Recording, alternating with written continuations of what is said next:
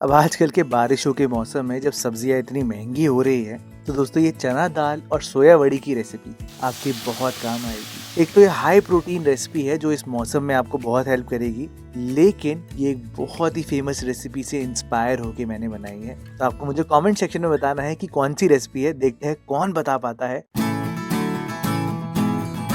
और देर किस बात की दोस्तों, चलो फिर शुरू करते हैं। अच्छा, ये रेसिपी बनाने के लिए मैं हमेशा रात को ही दाल भिगा के सोता हूँ। आधा कप ये दाल है और सुबह सुबह बनाता हूँ। जैसे आपने रात को नहीं भिगाया तो आप ऐसे भी कर सकते हो कि आप इसको 2 घंटे के लिए बस गर्म पानी में भिगा दो तो भी आपका काम हो जाएगा। लेकिन मैं हमेशा ये प्रेफर करता हूँ कि मैं सुबह सुबह बनाता हूँ, तो इसलिए मैं रात को भिगा के रखता हूँ हमेशा। मैं फिर दाल को सीधा ही कुकर में डालता हूँ और कुकर में ना ये खुशबू वाले इंग्रेडिएंट्स बहुत जरूरी है, जैसे कि दालचीनी और बड़ी इलायची। जिस रेसिपी से मैंने इंस्पायर होके बनाया है ना, उसमें भी दालचीनी का फ्लेवर बहुत स्ट्रांग होता है, तो इसलिए जरूर डालना ये, और साथ में नमक जरूर डालना। चने की दाल अच्छे से गली हो तो ही उसका स्वाद आता है, तो मैं तो यहाँ पर मीडियम फ्लेम पर 3 से 4 सीटी लगाऊंगा दाल में। आप यहाँ पर दाल को आराम से सीटी आने देना, तब तक यहाँ पर बाकी सारी प्रिपरेशन कर लेना। जैसे कि मैंने 1 कप सोया वड़ी ली है और उसको भीगने के लिए छोड़ दिया है, साइड में रख दूंगा, उसको पूरी फूल जाएगी, बढ़िया हो जाएगी। फ्रेश अदरक लहसुन का पेस्ट अगर आप बना सकते हो तो जरूर बनाना, लेकिन अगर सुबह जल्दबाजी है और टाइम नहीं है तो फिर आप मार्केट का अदरक लहसुन का पेस्ट भी यूज कर सकते हो, उससे भी काम हो जाएगा। मैं यहाँ पर 1 इंच अदरक, 2-3 हरी मिर्चें और लगभग 10-12 लहसुन की कलियों को पूरा कूट के फ्रेश पेस्ट बनाऊंगा, क्योंकि जो उसकी खुशबू होती है और जो उसका स्वाद होता है, सच में वो ही तो खाने का फ्लेवर एनहांस करता है। और सोया वड़ी और चना की दाल में बहुत इंपॉर्टेंट भी होता है, क्योंकि सोया वड़ी का अपना कोई टेस्ट नहीं होता। अच्छा, मैंने यहाँ पर ग्रेवी बनाने के लिए सिर्फ 2 छोटे प्याज लिए हैं। एक बड़ा प्याज हो तो उससे भी काम हो जाएगा। फाइनली चॉप उसको करना है और उतनी देर में आप खुद ही देख लो कि मेरी सारी सीटियां भी आ गई।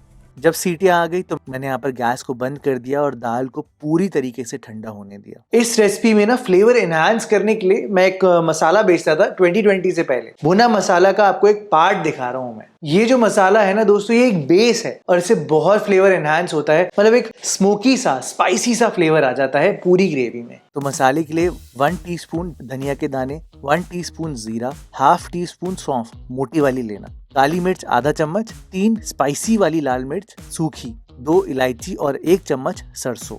थोड़ा सा यहाँ पर नमक भी डालना ताकि भुनाई अच्छे से हो, एकदम इवन बैलेंस आउट ओके हो। और कई बार इसमें हींग भी डाला जाता है ये भुने मसाले में। आप इसको किचन किंग वाला भुना मसाला भी बोल सकते हो। तो आप इसको रोस्ट करना अच्छे से भुनना, यानी कि इसे धुआं आना चाहिए, एकदम डार्क होना चाहिए, तो ही इसका लेवल और फ्लेवर निकल कर आएगा। थोड़ा सा स्ट्रॉन्ग होता है ये मसाला, ध्यान देना दोस्तों, क्योंकि यहाँ पर सोया का कोई टेस्ट नहीं है, दाल का इतना टेस्ट नहीं है। उसका फ्लेवर एनहांस करने के लिए ऐसा स्मोकी मसाला जरूर चाहिए। आप देखो, धनिया जीरा सब कुछ थोड़ा एकदम ब्राउन ब्राउन हो रहा है ना, बिल्कुल इस स्टेज तक आपने भुनना है और गैस को बंद कर देना है और इसको छोड़ देना इसी गैस को बंद करके, ताकि ये हल्का हल्का सा रोस्ट और होता जाए। फिलहाल ये सब करने में मेरा कुकर ठंडा हो गया है। आप देखो, दाल भी अच्छे से पक चुकी है, लेकिन इसमें थोड़ी सी कसर रहती है। थोड़ी सी कसर रहेगी ना, तो जब हम ग्रेवी बनाएंगे वो अपना स्टार्च छोड़ेगी और एकदम बढ़िया ग्रेवी बनकर आएगी। अच्छा, मसाला अब ठंडा हो जाएगा तो फिर आप इसको मिक्सी में ग्राइंड करना और सूंघ कर देखना। मज़ेदार मसाला होगा ये। थोड़ा सा स्ट्रांग होता है तो बहुत ज़्यादा इसका यूज़ नहीं करना। 1 टेबलस्पून मैंने डाला है यहाँ पर आधा कप दही में और उसको मिला दिया है। ये मसाला डालने से जब हम दही डालेंगे तो दही फटेगी भी नहीं और मसाले का फ्लेवर भी निकल कर आएगा, क्योंकि इसको ज़्यादा भुनने की ज़रूरत नहीं है, पहले से ही भुना हुआ है ना। अब चलते हैं, मैं आपको बताता हूँ ग्रेवी बनानी कैसे है। तो यहाँ पर थोड़े से पानी में नमक डालना, आधा चम्मच हल्दी डाल देना और फिर सरसों का तेल यूज करना। देखो, मैं तो यहाँ पर बेस्ट सरसों का तेल का यूज करता हूँ, जो कि है Tata simply better cold pressed mustard oil. एकदम A1 सरसों से बना हुआ है, तो मुझे पक्का गारंटी है कि जो मुझे फ्लेवर चाहिए ना सरसों का, वो पूरा निकल कर आएगा इस तेल में। थोड़ा सा तेल आपने डालना है और इसको अच्छे से गर्म होने देना है और गरम गरम तेल में आप सीधा ही यहाँ पर 1 कच्चा आलू डाल देना। अगर आप जानना चाहते हो तो मैं आपको बता दूं कि ये लाल आलू है, वैसे आप कोई भी यूज कर सकते हो। लाल आलू थोड़ा स्टार्ची होता है तो उससे फ्लेवर और निकल कर आता है। आप देख सकते हो कि आलू मैंने काफी मोटा मोटा काटा है और आलू को आपने तब तक भुनना है जब तक कि इसमें एक ब्राउन सी सरफेस नहीं बन जाती। ये देखो, ये सरफेस बननी बहुत जरूरी है। और अब मैं आपको सोया दिखाऊं तो सोया से मैंने यहाँ पर सारा पानी ड्रेन आउट कर दिया है और बहुत अच्छे से सोया सॉफ्ट हो चुका है। देखो सोया बहुत ही ड्राई होता है, तो ये जो स्टेप है ना भुनने का सरसों के तेल में, ये बहुत जरूरी स्टेप है। आप यहाँ पर सोया डालना और साथ में वो नमक और हल्दी का पानी डालना और अब यहाँ पर पकाना सोया को अच्छे से।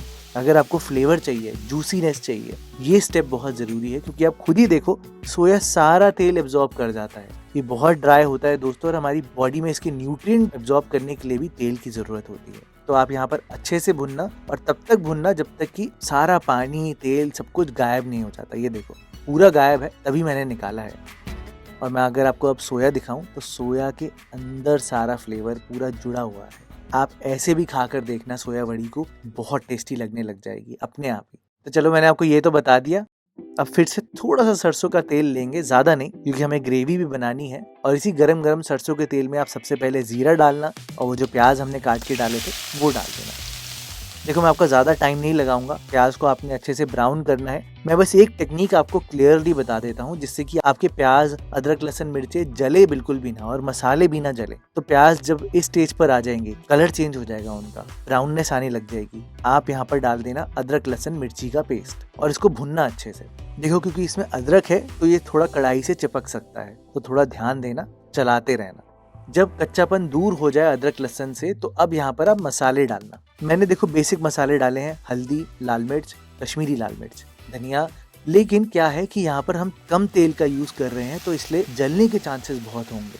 तो आप यहाँ पर फटाफट से पानी भी डाल देना, थोड़ा पानी डालना, मसाले अपने आप ही फूलने लग जाएंगे जैसे ही तेल अलग हो जाए इस मसाले से। तो बस वो ही राइट टाइम है कि आप यहाँ पर हमारी दही और स्पेशल भुना मसाला डाल दो। पूरी दही डालना, एक बूंद भी मत छोड़ना, क्योंकि बैलेंस इससे ही आएगा।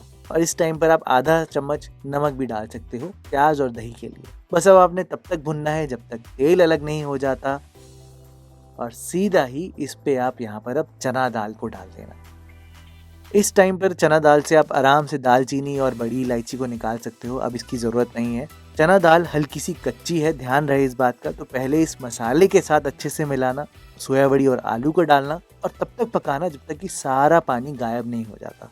तभी मैंने यहाँ पर उबालते वक्त पानी कम डाला था। अब आपने एंड की चीज़ें डालनी है, गरम मसाला, कसूरी मेथी, अगर है बहुत थोड़ा सा केवड़ा, बहुत थोड़ा सा, ये सीक्रेट बताना मत किसी को, बहुत थोड़ा सा डालना। और फिर थोड़ा सा पकाकर इस पूरे के ऊपर 2 कप पानी डाल देना, 2 से 3 कप। इतना ज़्यादा पानी क्यों डालना है? इतना ज़्यादा पानी इसलिए डालना है क्योंकि आलू कच्चे हैं थोड़े से, दाल में भी हल्का सा कच्चापन है, और सोया वड़ी जो है उसके अंदर फ्लेवर तभी आएगा जब यहाँ पर अच्छे से पकाएंगे। तो ढक कर अब एकदम लो फ्लेम पर दम पे इसको 10 से 12 मिनट तक पकने देना, और फिर ही आपकी ग्रेवी एकदम बढ़िया बनकर आएगी दोस्तों। जो सब्जी बनकर आएगी ना ऐसे दाल और सोया बड़ी की, सबको इतनी पसंद आएगी, मैं गारंटी देता हूँ। आप बना कर देखना, इस मौसम में खाने में मज़ा आ जाएगा।